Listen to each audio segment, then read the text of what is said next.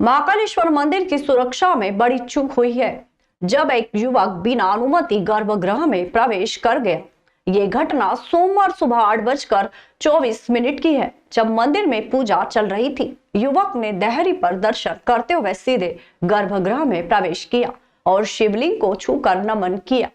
इस हरकत को वहां मौजूद पुजारी ने देख लिया और उसे पकड़कर गर्भगृह से बाहर निकाल दिया गया। मंदिर प्रशासक अनुकूल जैन ने इस घटना के बाद गर्भगृह निरीक्षक कमल जोशी और नंदीहाल प्रभारी प्रहलाद भास्कर को लापरवाही के लिए नोटिस जारी किया है। साथ ही क्रिस्टल कंपनी के 2 गार्ड सोहन डाबी और अंकित को सेवा से बर्खास्त करने के लिए पत्र लिखा है। फिलहाल युवक को महाकाल थाने भेजा गया है। मंदिर प्रबंधन की ओर से शिकायत दर्ज कराने के बाद उसके खिलाफ कानूनी कार्यवाही की जाएगी। देखिए, सुबह 8 साढ़े 8 बजे के समय एक संत का प्रवेश हुआ था मंदिर में, और एक युवक जो है वो उनके पीछे जो है आज मंदिर में प्रवेश कर गया था और फिर उसने गर्भगृह में प्रवेश किया था। इस संबंध में भी जांच की जा रही है कि किन परिस्थितियों में उसने प्रवेश किया, वो कौन है, कहां से आया था और किस प्रकार उसका प्रवेश हुआ है। अभी प्रथम दृष्टया जो विवेचना की उसमें जो हमारे नंदीगृह के निरीक्षक हैं, गर्भगृह के निरीक्षक, उन दोनों को हमने कारण बताओ सूचना पत्र जारी किया गया है कि किस प्रकार किस स्थिति में घटना हुई है। और साथ में जो सुरक्षा गार्ड है जिनकी जिम्मेदारी थी कि वो अनधिकृत प्रवेश न होने, उन दोनों को हम अभी सेवा से पृथक कर रहे हैं। उज्जैन और आगर मालवा के निवासियों के लिए नए साल की शुरुआत एक बड़ी खुशखबरी के साथ हुई है। उज्जैन झालावाड़ रेल लाइन योजना की डीपीआर को केंद्र सरकार की मंजूरी के लिए भेजा गया है। इस योजना के अनुमोदन हो जाने के बाद क्षेत्र में विकास की नई उम्मीदें जगी है। उज्जैन से झालावाड़ तक नई रेल लाइन का निर्माण किया जाएगा, जिसकी लागत 2629 करोड़ रुपए होगी। रेल लाइन की लंबाई 262 किलोमीटर होगी। इस योजना से क्षेत्र में यातायात सुविधाओं का विकास, रोजगार के अवसर और औद्योगिकरण को प्रोत्साहन मिलेगा। आगर मालवा और उज्जैन के बीच पहले नैरो गेज लाइन की रेल सेवा थी, जिसे आपातकाल के दौरान बंद कर दिया गया था। इस रेल लाइन के चालू होने से क्षेत्र के लोगों को बड़ी राहत मिलेगी। पुराने खंडर हो चुके रेलवे स्टेशनों के फिर से आबाद होने की संभावनाएं बढ़ गई हैं। क्षेत्रवासियों ने इस योजना को मंजूरी देने के लिए प्रधानमंत्री नरेंद्र मोदी और मुख्यमंत्री डॉक्टर मोहन यादव का आभार व्यक्त किया है। उज्जैन लोकसभा क्षेत्र के सांसद अनिल फिरोजिया की सतत कोशिशों का भी परिणाम अब सामने आ गया है। क्षेत्र के लोगों को उम्मीद है कि ये रेल लाइन उनके जीवन को आसान बनाएगी और क्षेत्र के विकास को बढ़ावा देगी। उज्जैन शहर में आगामी सिंहस्थ को देखते हुए मार्गों का चौड़ीकरण का कार्य तेजी से शुरू हो गया है। इसी क्रम में रविशंकर नगर कॉलोनी में सेंटर मार्किंग की गई है, जिसमें दोनों तरफ से 30 फीट का रोड चौड़ा किया जाएगा। इससे कॉलोनी के रहवासियों को अपने मकानों की चौड़ाई में कटौती करनी पड़ेगी। कॉलोनी के रहवासी इस फैसले का विरोध कर रहे हैं और कह रहे हैं कि 30 फीट की जगह 10 फीट या 15 फीट चौड़ाई पर्याप्त होगी। उन्होंने ये सुझाव दिया है कि मकानों के मार्जिनल ओपन स्पेस पर किया गया निर्माण तोड़ दिया जाए। रहवासियों का कहना है कि इस समय बच्चों की परीक्षाएं चल रही हैं और बुजुर्गों की हालत भी ठीक नहीं है। इसके अलावा रहवासियों का आरोप है कि नगर निगम मुआवजा देने को तैयार नहीं है। उन्होंने कहा कि कई मकानों की लंबाई मात्र 30 फीट है। यदि सरकार उनसे 50 फीट ले लेती है तो उन्हें 5 फीट में क्या करना होगा। रहवासियों ने अपने जनप्रतिनिधियों से गुहार लगाई है, लेकिन उन्हें अभी तक कोई संतोषजनक जवाब नहीं मिला है।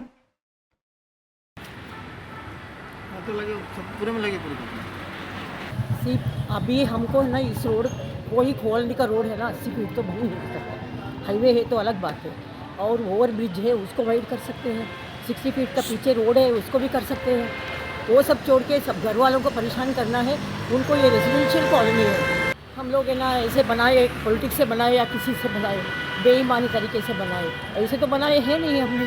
तो हम लोगों को हमारा विदाउट परमिशन या विदाउट कंसल्टेशन इन्होंने इसको हाँ कर दिया। कैसे हमारे साथ कोई भी बातचीत नहीं हुआ है। रेजिडेंशियल कॉलोनी में कहीं भी 80 फीट का रोड तो बिल्कुल नहीं रहता है। हम ये चौड़ीकरण का ही बोल रहे हैं। ये कॉलोनी हमारी सरकारी है, ये हमने किसी यानी मतलब टैक्स भर रहे हैं हम यहाँ पर। ये विकास प्राधिकरण की कॉलोनी है, यहाँ पे ऐसा कुछ भी नहीं है कि हम टैक्स नहीं दे रहे। अवैध है कि आप जब आए जब उड़ा दो। ये कहाँ जाएंगे? जिनके 30 फीट के मकान हैं उनके तो 5-5 फीट ही बच रहे हैं, तो हम कहाँ जाएं? तो आप कितना देना चाहते हैं इसमें? हम जितना पोर्च जितना हमारा है हम देने को तैयार है दोनों साइड से। 50 फीट 10 फीट यदि जाता है तो 50 फीट की रोड हो जाएगी, सफिशिएंट है वो। 30 फीट की रोड होने के 80 फीट की रोड करेंगे तो आप खुद सोचो, यहाँ पे ऑटो वाले आके खड़े होंगे, यहाँ पे ट्रक भी आके खड़े होंगे। और सबसे पहले तो यहाँ पे चौपाटी डलेगी और कुछ भी नहीं होगा। रविशंकर के रहवासी हैं, हम लोगों को प्रशासन के कार्य में बाधा नहीं डालना है, पर फिर भी अगर ये चौड़ीकरण का प्रस्ताव पारित हुआ है और 24 मीटर रोड लेने का प्रस्ताव पारित हुआ, तो एक बार कॉलोनी वालों से पूछना तो था। उज्जैन की कहीं भी कॉलोनी में 80 फीट रोड को चौड़ा नहीं किया गया है, फिर रविशंकर कॉलोनी को ही क्यों टारगेट बनाया गया है? और हम लोग, हमारे बुजुर्ग भी यहीं रहते हैं, हम लोग कहाँ जाएंगे? किसी के मकान 40 फीट चले जाएंगे, 40 फीट है तो वो 24 मीटर अगर जा रहा है तो 20 ही बच रहे हैं, किसी के 10 बच रहे हैं, किसी के 5 बच रहे हैं। तो प्रशासन हमारी रिक्वेस्ट को सुने और आके यहाँ एक बार देखे। देवास रोड पर 38.56 करोड़ के 4 लेन पर जल्द ही डामरीकरण शुरू होगा। साथ ही छूट गई जगहों पर भी बारिश में पानी के लिए नाले के निर्माण का प्रस्ताव भेजा गया है। उज्जैन देवास रोड पर इसको पाइप फैक्ट्री से दताना मताना एयर स्ट्रिप तक के 4 लेन पर जल्द ही डामरीकरण की शुरुआत होने जा रही है। इसके लिए लोक निर्माण विभाग की ओर से प्रस्ताव भेजा है। शासन से स्वीकृति पर चंदेसरा व दताना में उन जगहों पर नाली का निर्माण किया जाएगा जहां निर्माण नहीं हो पाया है। पीडब्ल्यूडी के अफसरों का तर्क है कि 4 लेन के निर्माण में नाली का प्रावधान किया गया है, इसके तहत ही निर्माण कार्य किया जा रहा है। बारिश के पानी की निकासी के लिए सड़क के दोनों तरफ नाली का निर्माण अतः जरूरी है, नहीं तो पानी सड़क पर फैलेगा, आसपास के खेतों में पानी भराएगा, इससे फसलें खराब होगी। केंद्रीय निधि से करीब 38.56 करोड़ रुपए की लागत से सिंगल रोड को 4 लेन में बदला जा रहा है।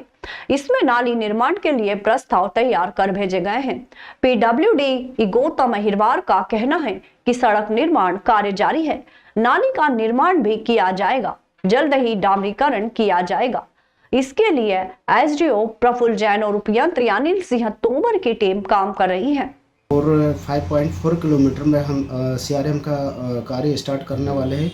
कल या परसों के हिसाब से हो जाएगा। हमने मटेरियल को देख भी लिया है, टेस्टिंग भी कर ली है, क्योंकि हमारी जो प्रक्रिया इस तरह से है कि हम जैसे सीआरएम का काम करें तो डब्ल्यूएम की मटेरियल की अवेलेबिलिटी रहे, डब्ल्यूएम का कार्य करें तो डामर की अवेलेबिलिटी रहे, जिससे कि वर्क कहीं रुके नहीं और जनता को आने जाने आवागमन में कोई किसी भी प्रकार की परेशानी ना हो। विक्रम विश्वविद्यालय ने मानसरोवर ग्लोबल विश्वविद्यालय एवं ड्रोन लैब के साथ मिलकर विश्वविद्यालय के कृषि विभाग के विद्यार्थियों, शिक्षकों व आम लोगों को ड्रोन की कार्य प्रणाली की जानकारी देते हुए ड्रोन को उड़ाने और उसके कार्य करने का प्रदर्शन विश्वविद्यालय परिसर में किया। इस दौरान बड़ी संख्या में लोगों ने ड्रोन के उपयोग की जानकारी ली। विक्रम विश्वविद्यालय में रोजगार परक एवं कौशल आधारित पाठ्यक्रमों की संख्या में वृद्धि की है, जिसमें कृषि विषय के साथ ही कुछ समय पूर्व ड्रोन पायलट का प्रमाण पत्र पाठ्यक्रम भी शुरू किया है, जिसके अंतर्गत विद्यार्थियों को कृषि कार्य में उपयोग के लिए ड्रोन संचालन का प्रशिक्षण दिया जाता है। रविवार को विक्रम विश्वविद्यालय में मानसरोवर ग्लोबल विश्वविद्यालय ड्रोन लैब के द्वारा ड्रोन उड़ान का प्रदर्शन किया गया। विक्रम विश्वविद्यालय के कुलगुरु प्रोफेसर अर्पण भारद्वाज ने बताया कि यह प्रदर्शन ड्रोन की क्षमताओं को प्रदर्शित करेगा, जो कृषि औषधियों के छिड़काव, कीटनाशकों के छिड़काव और अन्य रक्षा से जुड़े कार्यों के लिए उपयोगी एवं प्रभावशाली होगा।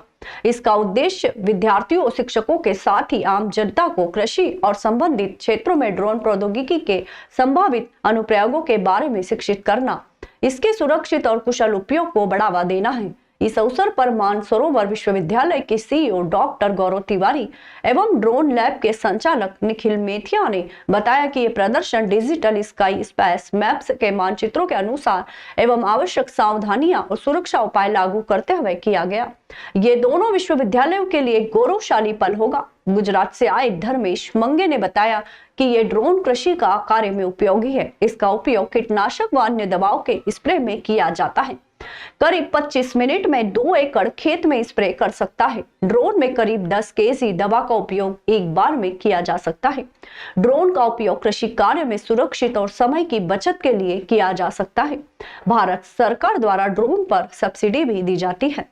चाहूंगा कि यह जो नई सरकार है उसने नई नीतियों के तहत विद्यार्थियों को स्किल डेवलपमेंट की जो योजना शासन की है उसके तहत विद्यार्थियों को पारंगत करने का निर्णय लिया है। और उसी सिलसिले में आज विक्रम विश्वविद्यालय ने ड्रोन पायलट सर्टिफिकेट जो वो संचालित करता है उसका एक प्रदर्शन यहाँ आम नागरिकों के लिए किया है, क्योंकि इसकी जो योग्यता है मिनिमम इस पाठ्यक्रम को प्राप्त करने के लिए वह मात्र 10वीं पास है। और इसके लिए आप विक्रम विश्वविद्यालय के विद्यार्थी हो या न हो, आप विक्रम विश्वविद्यालय के माध्यम से इस प्रमाण पत्र को प्राप्त कर सकते हैं। यह प्रमाण पत्र director general of civil aviation के द्वारा जारी किया जाएगा। और आज जिस प्रकार से महिलाओं के सशक्तिकरण की बात भारत में हो रही है, राज्य में हो रही है, ये ड्रोन दीदी का उपक्रम जो हम लोग पढ़ते और देखते हैं उस दिशा में भी विक्रम विश्वविद्यालय का यह कदम है कि विद्यार्थियों को, खासकर जो छात्राएं हैं, वे इसका प्रशिक्षण प्राप्त करें और आत्मनिर्भर हो सके। कृषि के क्षेत्र में, रक्षा के क्षेत्र में, समाज सेवा के क्षेत्र में, स्वास्थ्य के क्षेत्र में ड्रोन का उपयोग प्रतिदिन बढ़ता जा रहा है और यह रोजगार के नए अवसर के रूप में प्रतिबिंबित हो रहा है, प्रतिध्वनित हो रहा है ड्रोन टेक्नोलॉजी। महिदपुर में गौतम ट्रॉफी का अंतिम टूर्नामेंट कॉलेज ग्राउंड पर आयोजित किया गया, जिसमें हजारों क्रिकेट प्रेमी कड़कड़ाती ठंड में मैदान में डटे रहे। मुख्य अतिथि विजय सिंह ने फाइनल मैच खेल रही टीमों से लाइन अप परिचय किया और बधाई दी।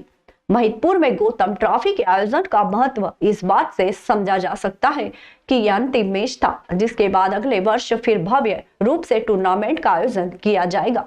आयोजकों और टीमों ने समाज सेवी विजय सिंह का पुष्पमाला पहनाकर स्वागत किया। आने वाली 2 फरवरी को महिदपुर में विशाल दंगल का आयोजन होने वाला है, जिसमें कई राज्यों के पहलवान हिस्सा लेंगे। यह आयोजन भी महिदपुर के लोगों के लिए एक बड़ा आकर्षण केंद्र होगा। हजारों क्रिकेट प्रेमी कड़कड़ाती ठंड में मैदान में डटे रहे, जो इस आयोजन की लोकप्रियता को दर्शाता है। आयोजन की सफलता के लिए आयोजकों और स्थानीय प्रशासन की प्रशंसा की जा रही है। सभी दर्शक बाउंड्री लाइन के बाहर हो जाएं, कृपया सभी से अनुरोध है। नागौरी क्रिकेट क्लब 5 रन पर थमी हुई पहला ओवर प्रगति पर।